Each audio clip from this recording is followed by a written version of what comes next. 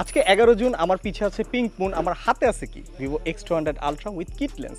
আমরা দেখবো হার্ডওয়্যারগতভাবে এটা কত ভালোভাবে চাঁদের ছবি তুলতে পারে।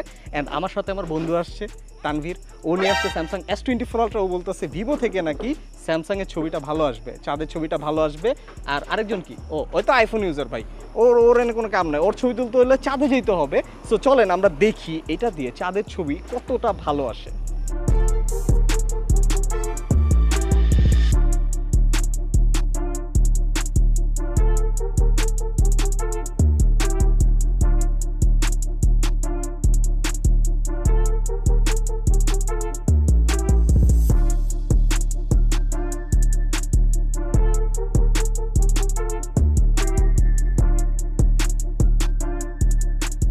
অ্যান্ড আমরা 3টা পর্যন্ত ওয়েট করছি ভাই পিঙ্ক পুনের জন্য। আনফর্চুনেটলি আমরা পিঙ্ক পুন পাই নাই।